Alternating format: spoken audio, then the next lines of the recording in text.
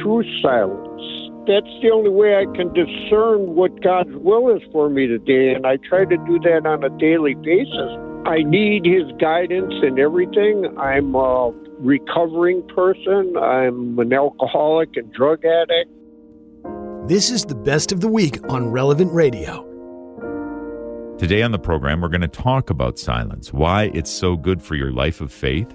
Back with us as our spiritual director today is Father Joseph Illo. Father Illo is the pastor at Star of the Sea Parish in San Francisco, and he also gives retreats to Mother Teresa's missionaries of charity around the world. Let's go back to the phones now. Paul has been waiting patiently in Friendship, Wisconsin. Paul, welcome to The Inner Life.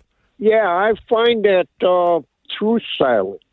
That's the only way I can discern what God's will is for me today, and I try to do that on a daily basis. But if I don't learn it, I can't learn it any other way, but it's something that I've gotten quite used to. I take breaks during the day. I'm a retired person. I haven't worked for quite a long period of time, so I take at least 2 20-minute breaks during the day just to place myself in the presence of God and listen. I need His guidance in everything. I'm a recovering person. I'm an alcoholic and drug addict. I'm also was addicted to pornography, sex, and other things like that. And only through listening to Him and through guidance of counselors and whatever have I learned to live above my addictions. I know they're there. They won't ever go away. But in the silence, God gives me the strength to be able to combat my addictions. Mm-hmm. Thank you, Paul, for being so honest, too, and vulnerable that you have these attachments, these compulsions, which we all do to some degree.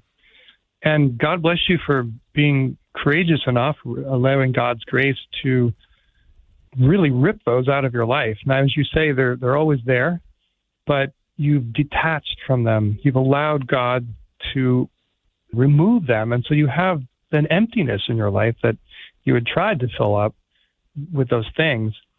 And now you've got the silence of God filling you. The silence of God, the emptiness of God fills us. It sounds so paradoxical. But as you take those 2 20-minute periods every day to receive the fullness of God in that, and you're making space for God. So keep it up, and it's an inspiration for all of us that we can take time, and that we must, as you say, silence is the only way to receive the fullness of God. And so put in those periods of silence in which God can speak to us. I love it, Paul, that you said, and you started with this, you're saying that really that silence is the only way to really know the will of God as well. And maybe, Father, you can say a little bit more about silence's role in discernment as well.